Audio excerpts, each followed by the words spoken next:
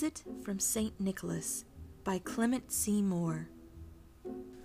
'Twas the night before Christmas, when all through the house not a creature was stirring, not even a mouse.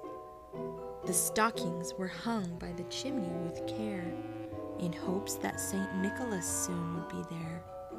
The children were nestled all snug in their beds, while visions of sugar plums danced in their heads, and Mamma in her kerchief and I in my cap had just settled our brains for a long winter's nap.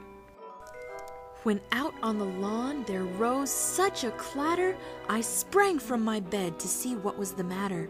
Away to the window I flew like a flash, tore open the shutters, and threw up the sash.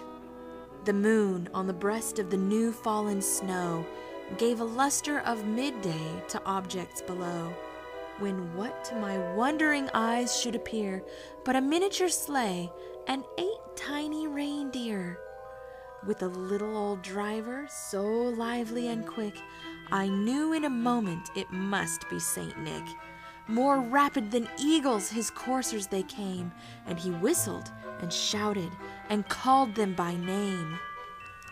Now Dasher, now Dancer, now Prancer and Vixen, on Comet, on Cupid, on Donder and Blitzen, to the top of the porch, to the top of the wall, now dash away, dash away, dash away all. As dry leaves that before the wild hurricane fly, when they meet with an obstacle, mount to the sky, so up to the housetop the coursers they flew, with a sleigh full of toys, and St. Nicholas too.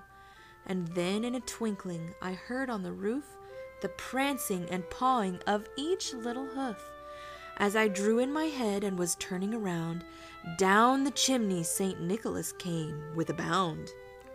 He was dressed all in fur from his head to his foot, and his clothes were all tarnished with ashes and soot.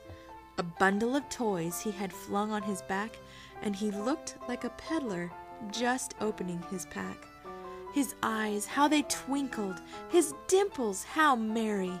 His cheeks were like roses, his nose like a cherry.